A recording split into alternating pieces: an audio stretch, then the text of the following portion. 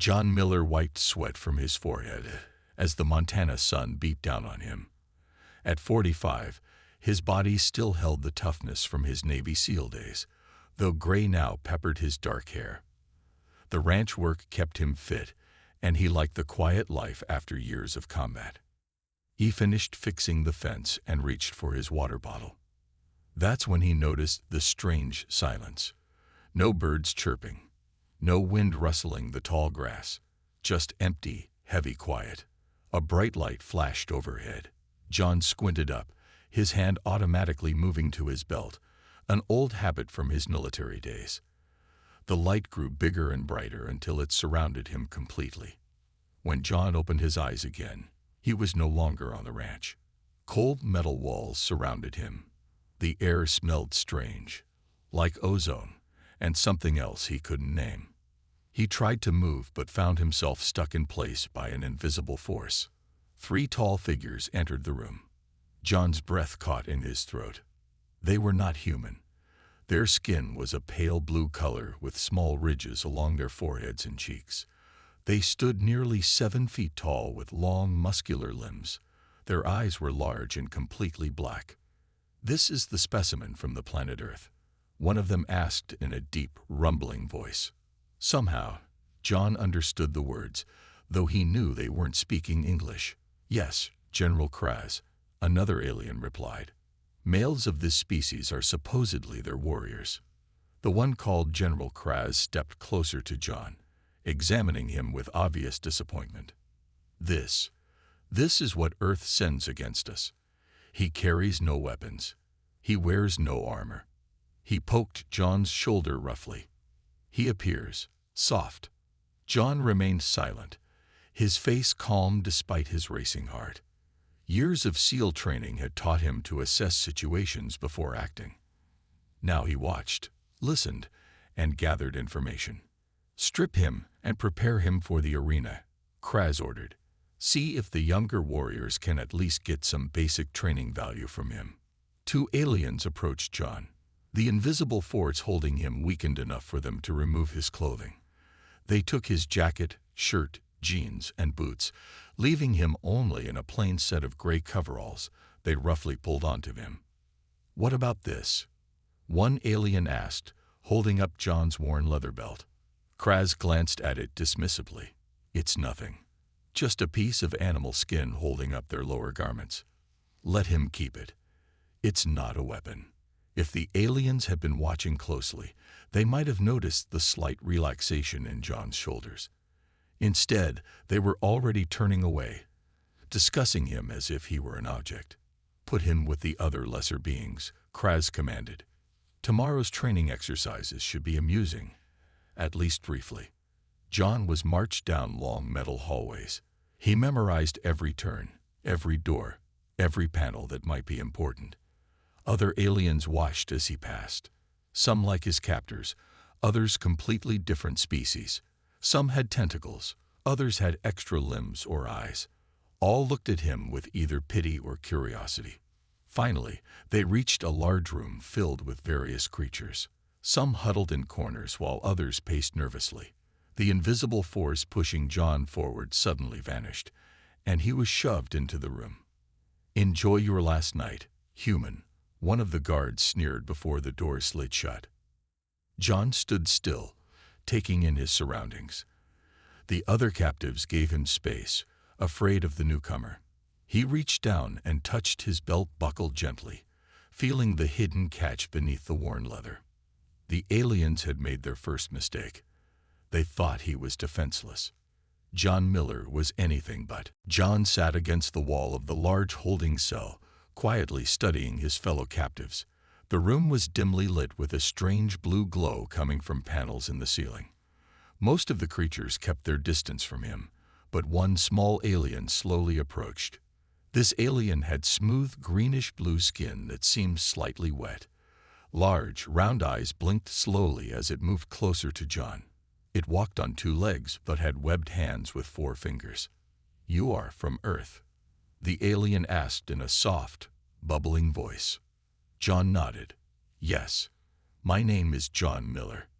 "I am Drex," the amphibious creature said. My world is mostly water. The Vorzak took me 3 cycles ago. Vorzak? Those blue guys with the ridges on their faces. Drex nodded. They are warriors who travel the galaxy looking for worthy opponents, those they do not consider worthy. Drex's voice trailed off. They use for practice, John finished. Yes, tomorrow they will put us in the arena. Young Vorzak warriors will hunt us to prove their skills. John looked around the room with new understanding. The other aliens weren't just prisoners. They were prey. He counted at least 15 different species. Some had multiple arms, others had scales or fur. All looked frightened. Has anyone ever escaped? John asked quietly. Drex shook his head. The Vorzak mothership is massive. Even if you escaped this room, where would you go? John didn't answer, but his hand moved to his belt buckle again. Meanwhile, back on Earth, Lisa Rodriguez frowned at her computer screen. As NASA's top researcher for extraterrestrial signals, she had picked up something strange coming from just outside Montana. The reading showed an energy signature unlike anything she had ever seen. Hey, Paul, take a look at this, she called to her colleague. Paul Winters walked over, coffee mug in hand. What am I looking at? These energy spikes appeared yesterday afternoon. Then nothing. It's like something big was there and then vanished. Could be equipment malfunction, Paul suggested. Lisa shook her head. I checked that. And there's more. 3 other similar readings in the past month. Russia, Brazil, and South Africa. You think it's connected? I don't know. But I'm going to find out. Lisa pulled up a map showing all 4 locations, and I'm starting with Montana. Back on the Vorzak ship, John had spent hours talking with Drex, learning about the aliens and their ship. The more he learned, the more certain he became that these Vorzak needed to be stopped. How many prisoners are there on the ship? John asked. Hundreds, Drex replied. Most do not live long. A loud buzzer sounded, making everyone in the room tense. The large door slid open, and several Vorzak guards entered. It is time, Drex whispered, fear evident in his voice. The prisoners were lined up and marched through the ship's corridors. John kept his eyes forward, but noticed everything. The number of guards, the layout of the ship, the location of what looked like control panels. They emerged into an enormous arena. The circular space was the size of a football field with high walls surrounding it. Above the walls, thousands of Vorzak sat in rising seats, watching the prisoners with hungry eyes. The floor of the arena was covered with different terrains, rocks, sand, small pools of water, and artificial trees. They make it interesting for themselves, Drex explained. The young warriors will enter soon. At the highest point of the arena, John saw General Kraz sitting on an elaborate chair. Beside him sat younger Vorzak in training uniforms. When it starts, stay near me, John told Drex quietly. Why? John's hand rested on his belt. Because I'm not as defenseless as they think. A loud horn sounded. The arena doors opened. Young Vorzak warriors entered, carrying various weapons. The crowd roared with excitement. The hunt had begun. Chaos erupted in the arena as the young Vorzak warriors spread out, targeting different prisoners. Screams filled the air as the first victims fell. John grabbed Drex's arm and pulled him toward a cluster of large rocks. Stay low and follow me, John whispered. They crouched behind the rocks, watching as a prisoner with 6 arms was cornered by 2 Vorzak youths. The alien fought bravely but was quickly overwhelmed.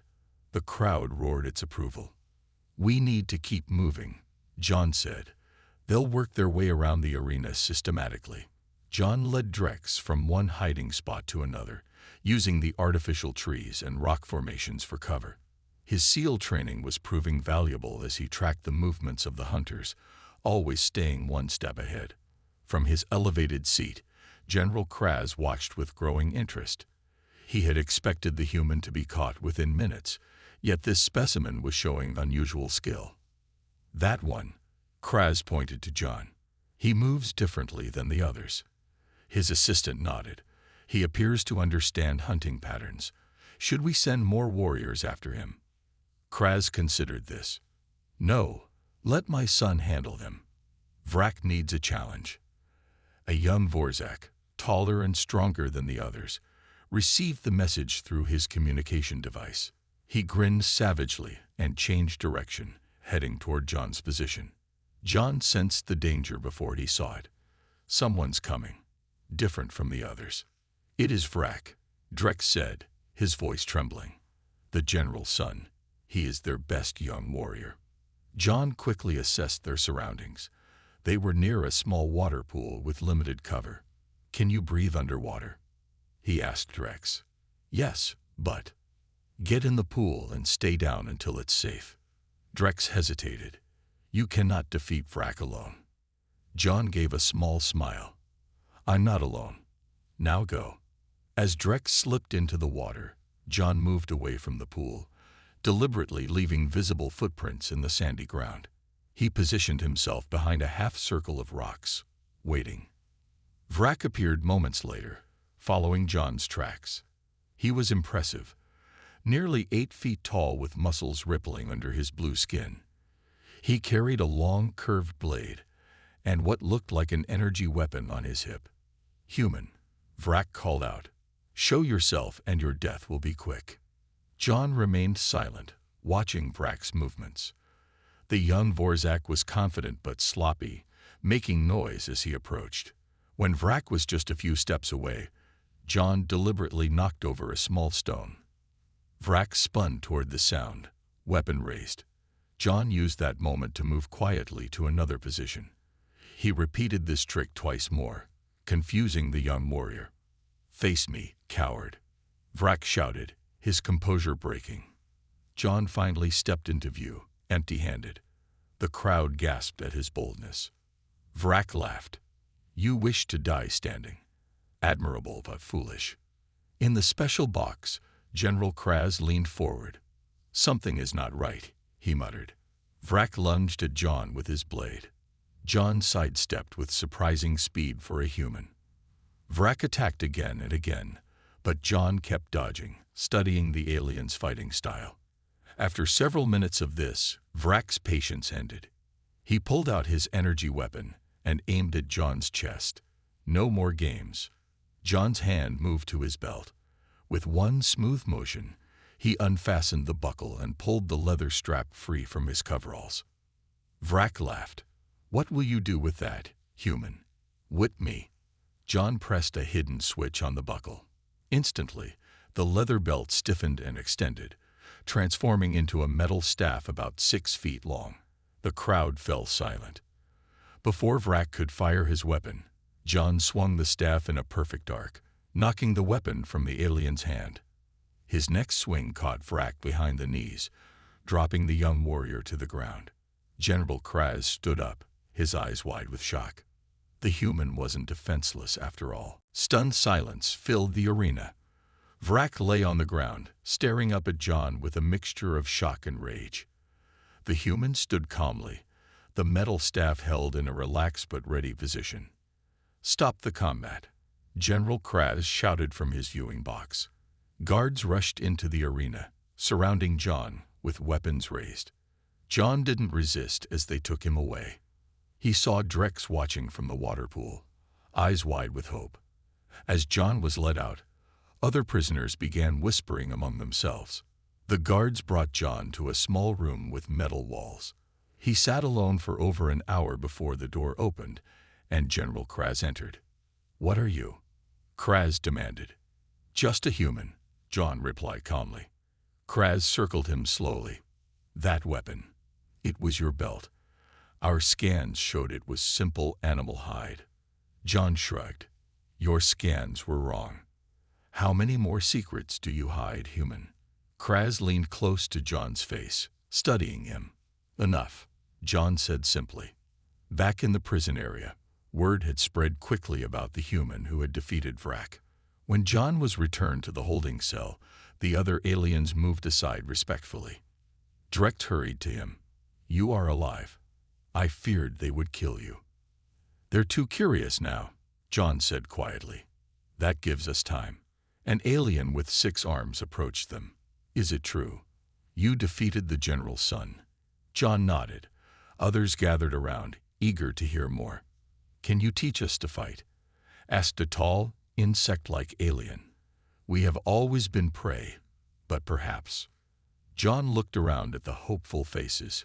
Yes, I can teach you some things, but first, I need to know more about this ship, its layout, the guard rotations. The aliens glanced at each other nervously, but then began sharing what they knew. One had worked cleaning the engine rooms. Another had seen the control center.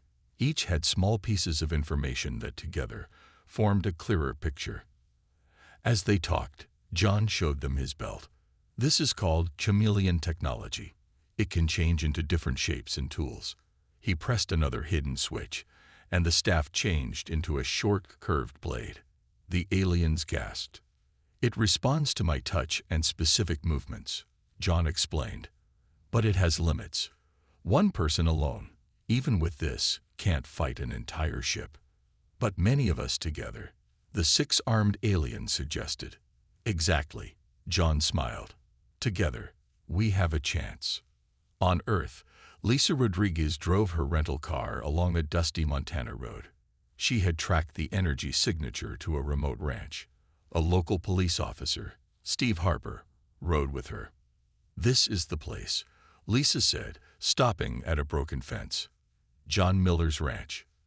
They got out and looked around. The ranch seemed abandoned. Miller was reported missing 3 days ago, Officer Harper said. His neighbors called when his cattle broke through the fence and wandered onto their property. Lisa activated a handheld scanner. The energy readings are strongest right here. She pointed to a patch of scorched grass. What do you think happened? Harper asked. I'm not sure yet, but I found something else. Lisa pulled out her phone and showed him a photo. This is from a security camera at a research facility in Maryland. It was stolen from last year. The photo showed a display case with a label, Project Chameleon, Adaptive Material Technology. What does this have to do with the missing rancher? Harper asked. John Miller isn't just a rancher, Lisa explained. He was a Navy SEAL, and before that, he was part of a special military research program. He helped develop and test the chameleon device. What does this device do? Lisa looked up at the sky. It can transform into almost any simple tool or weapon. And now I think both Miller and the device are somewhere up there. Back on the Vorzak ship, John had begun training the prisoners. They practiced in small groups, learning basic fighting moves and strategies. The aliens were clumsy at first, but they improved quickly, driven by hope. During a break, Drex approached John. The guards are talking. They say Vrak demands a rematch. A formal combat this time. John nodded, having expected this. Good. That might be exactly what we need. General Kraz summoned John to his private chambers the next day. 2 large guards escorted him through corridors filled with curious Vorzak warriors who whispered as he passed. The general's room was large and decorated with weapons from different worlds. Kraz stood by a window that looked out into space. Stars glittered against the darkness. My son is very angry, Kraz said without turning. You humiliated him in front of everyone. He attacked me, John replied simply. I defended myself. Kraz turned to face John. Yes, and that is why I find you interesting, human. You are not like the others we have captured. There are many different kinds of humans. So it seems. Kraz picked up a small device from a table. My son demands a formal combat with you. Do you know what that means? John shook his head. It is our highest form of challenge. 2 warriors in the arena, following ancient rules. The winner earns great honor. And if I refuse? Kraz's face hardened. Then all prisoners will be executed immediately, starting with your small blue friend. John nodded, having expected this threat. What are the terms? If you win, which is unlikely, you may claim 1 prize. If my son wins, all prisoners die. John thought for a moment. If I win, I want freedom for myself and 1 other prisoner of my choice. Kraz laughed. Bold request. Very well, I accept these terms. He pressed a button on his desk. The combat will take place in 2 cycles. You will be given time to prepare. Back in the cell area, the prisoners gathered around John as he explained the situation. This is our chance, he told them. During the combat, all attention will be on the arena. The guards will be distracted. What do you need us to do? Asked the 6-armed alien, who John had learned was named Zort. We need to map out all paths to the ship's hangar, John said. And we need to find a way to open all the cell doors at once. Drex looked worried. But you said only you and one other can go free if you win. John smiled. That's what Kraz thinks. But we're going to change the plan. On Earth, Lisa Rodriguez had returned to NASA with her findings. She now sat in a secure room with Frank Dawson, a gray-haired man with serious eyes. The energy signatures match. Frank confirmed. It's definitely the same ones we detected during the chameleon tests. So I was right, Lisa said. John Miller was taken by something not from Earth, and he had the chameleon device with him. Frank nodded. Miller was our best operative. He knew the device better than anyone. If anyone could survive up there, it's him. We need to help him, Lisa insisted. Can we track the energy signature? Already working on it. Frank pointed to a large screen showing Earth and the surrounding space. We've got satellites scanning for any trace of the chameleon's unique energy pattern. If Miller activates it again, we might be able to find him. Back on the Vorzak ship, John used every minute to prepare. He practiced with his belt, changing it from staff to blade to shield and back again. The other prisoners watched and learned. During a quiet moment, Drex approached John. There is something I have not told you, he said in a low voice. My people have abilities the Vorzak do not know about. What kind of abilities? John asked.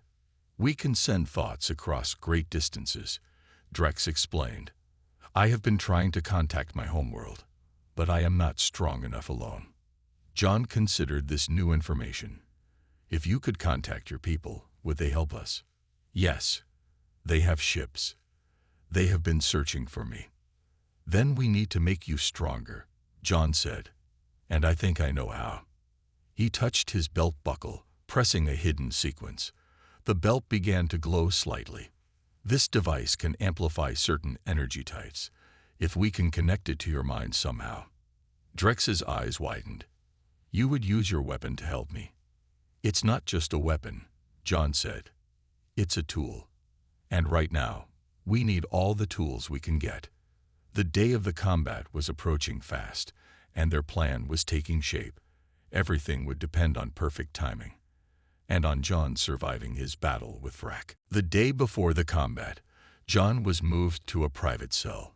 The Vorzak considered this an honor for a worthy opponent. John used the time alone to check his belt thoroughly, making sure every function worked perfectly. A soft knock on his door surprised him. When it opened, a hooded figure slipped inside. Who are you? John asked, ready to defend himself. The figure lowered its hood. John was shocked to see another human, a woman with short brown hair and determined eyes. My name is Grace Martinez, she said quietly. I've been a prisoner here for 6 months. John stared in disbelief. Another human. How? I was on a classified mission in the Arctic when they took me, Grace explained. I've been hiding among the maintenance workers. The Vorzak think I'm from some other planet. They can't tell humans apart very well. How did you find me? Everyone's talking about you and your magic belt. Grace smiled slightly. I had to see for myself. John studied her carefully. Why come forward now? Because you're planning something. I can help. Grace pulled back her sleeve to reveal a small device embedded in her wrist. I was testing prototype tech when I was captured. These are neural interface lenses. I can connect to and control computer systems when I'm close enough to a terminal. John's mind raced with new possibilities. Can you access the cell door controls? Yes, but not all at once. I'd need to be in the main control room for that. which is heavily guarded, John noted. Grace nodded. Exactly. But during your combat, security will be lighter. Most guards will be watching the fight. John shared his plan with Grace, explaining about Drex's telepathic abilities and how they might contact help from outside. We need to coordinate perfectly, John said. When the fight reaches its peak, that's when you'll need to move. I can do it, Grace assured him. I've been mapping this ship for months. On Earth, Lisa and Frank had made a breakthrough. Their satellite array had detected a faint energy signature matching the chameleon device. It's definitely active, Frank said, pointing at the screen. And it's in orbit around Jupiter's moon Europa. Can we send a message? Lisa asked. Not directly, but we can send a probe with a matching energy signature. If Miller is scanning for Earth tech, he might detect it. Do it, Lisa urged. And contact NASA's deep space team. We need a ship ready. Frank looked skeptical. You're talking about a rescue mission. To Jupiter? That's never been done before. Then we'll be the first, Lisa said firmly. Back on the Vorzak ship, John sat with Drex in a quiet corner of the cell area. John had connected part of his belt to Drex's temple. The small section glowed faintly as it amplified Drex's mental signals. Are you sure this won't hurt him? Zort asked nervously. The belt is designed to work with biological systems, John explained. It's safe. Drex's eyes were closed in concentration. I feel something. My thoughts are traveling farther than before. Keep trying, John encouraged. Focus on your homeworld. After an hour, Drex's eyes snapped open. Contact. My people heard me. They are coming. John felt a surge of hope. How long? 2 days, maybe less. Their ships are fast. That was cutting it close. The combat with Thrak was scheduled for the next day. John looked at Grace. We need to delay somehow. Grace thought for a moment. The ship's systems. If I can cause a small malfunction in the arena equipment, they might postpone the fight. Can you do that from here? Grace shook her head. I need to be closer to a terminal. There's one near the food preparation area. I'll create a distraction, John decided. Zort, we need your help. The six-armed alien nodded eagerly. What should I do?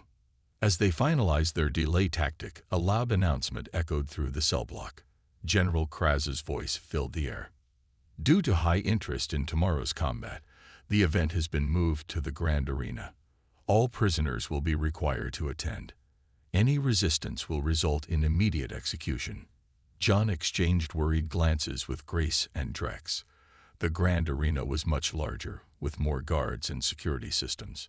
Our plan just got more complicated, Grace whispered. Or easier, John replied thoughtfully. More spectators means more chaos if something goes wrong. The pieces were in place. Now they just needed perfect timing and a little luck. The Grand Arena was massive. Thousands of Vorzak filled the seats, their voices creating a deafening roar. All prisoners from the ship had been brought to a special section, surrounded by guards. John stood in a small waiting area, preparing himself. He wore only the gray coveralls and his belt. A guard approached. It is time. Human. John followed the guard out into the arena. The noise grew even louder as he appeared. On the opposite side, Vrak entered. The young Vorzak had added armor plates to his chest and arms. He carried a long staff with blades at both ends. General Kraz stood and raised his hands. The crowd fell silent. Today we witness formal combat between my son, Vrak, future leader of our people, and the human who has proven himself worthy of this honor. From the prisoner section, Drex watched nervously. Beside him, Grace sat with her head slightly bowed, her eyes hidden behind her long hair. She was carefully scanning the arena with her special lenses, mapping the control systems. There, she whispered to Drex. The main security terminal is behind that wall. I can see the data flowing through it. Can you reach it from here? Drex asked. Grace shook her head. Too far. I need to get closer. She glanced at Zort, who sat a few rows ahead. Is he ready? Yes, when John gives the signal. In the center of the arena, John and Vrak circled each other. The rules had been explained. They would fight until one could not continue or surrendered. No other warriors could interfere. Vrak struck first, swinging his bladed staff in a wide arc. John jumped back, not yet reaching for his belt. He needed to time everything perfectly. Fight properly, human. Vrak snarled. Show me this weapon you hide. John continued to dodge, studying Vrak's movements. The young Vorzak was faster and stronger than before, driven by anger and humiliation. After several minutes of this, the crowd grew restless. Vrak's attacks became more aggressive. One slash caught John's arm, tearing the coverall and drawing blood. First blood to me, Vrak announced proudly. Soon it will be last blood as well. John touched his belt buckle. The leather strap immediately stiffened and detached. This time, it transformed into a short shield on his left arm and a curved blade in his right hand. The crowd roared its approval. Now the real fight would begin. Meanwhile, on Earth, Lisa and Frank watched as NASA's largest deep space probe launched from Kennedy Space Center. It will take 12 hours to reach Jupiter's orbit, Frank explained. The probe will emit the same energy signature as the chameleon device.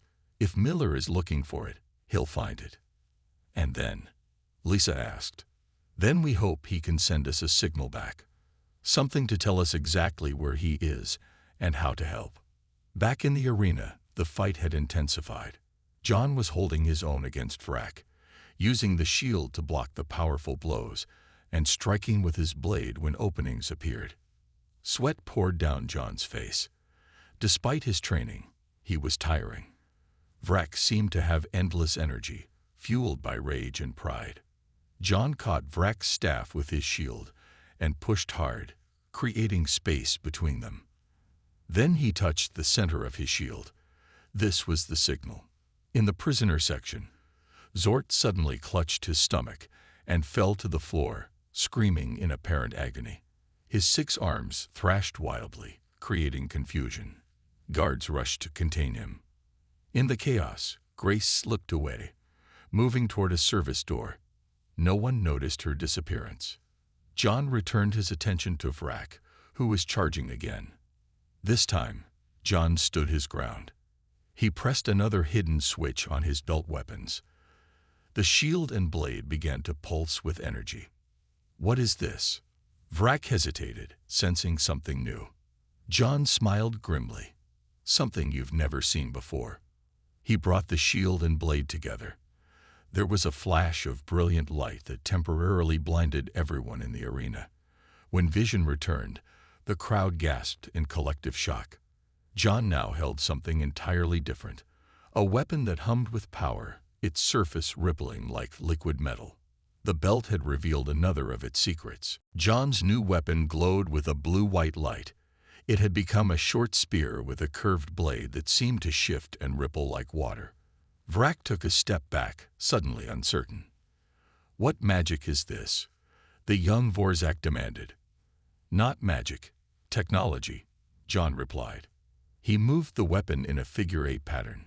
Trails of light followed the blade's path. In the control room, Grace had reached a terminal. She placed her hands on the screen, and her eyes glowed slightly as her neural lenses connected to the ship's systems. Got it, she whispered to herself. Information flowed through her mind. Security protocols, door controls, communication systems. She began to work quickly, entering commands with her fingers while her lenses guided her. Back in the arena, Vrak had recovered from his surprise and attacked with renewed fury. His bladed staff whirled in deadly arcs. John parried each blow with his glowing spear, the weapons clashing with bursts of light and energy. The crowd was on their feet, shouting and cheering. Even General Kraz leaned forward in his seat, captivated by the battle. John waited for his moment.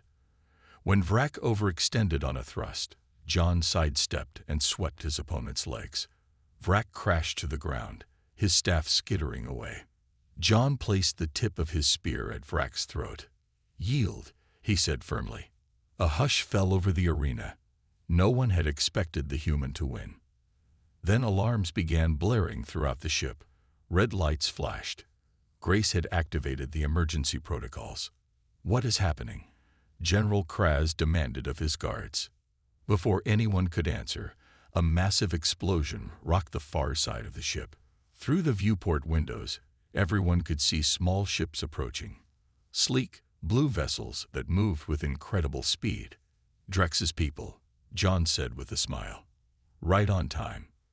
Chaos erupted in the arena. In the prisoner section, the force fields suddenly failed. The captives rose up, using the fighting techniques John had taught them. Even with their superior strength, the surprised guards were quickly overwhelmed by the prisoners' numbers. Vrak tried to take advantage of the distraction, reaching for his fallen weapon.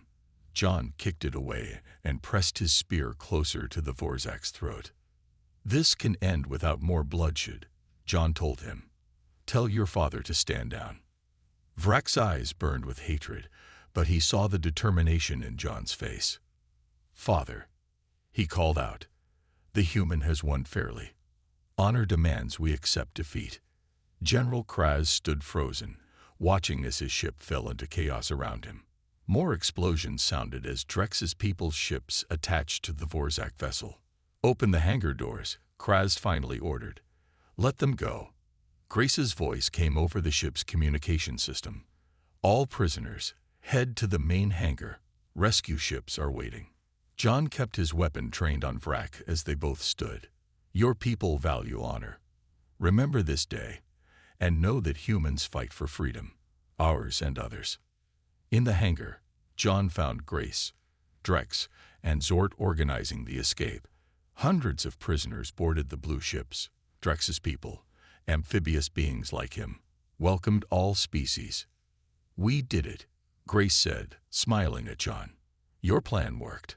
Our plan, John corrected. I couldn't have done it alone. As they prepared to board the last ship, John's belt suddenly pulsed with energy. He looked down in surprise. What is it? Drex asked. A signal, John said. From Earth. They found us.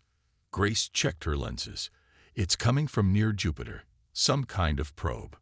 John smiled. Then we have somewhere to go. Home. The blue ships detached from the Vorzak vessel and moved away in tight formation.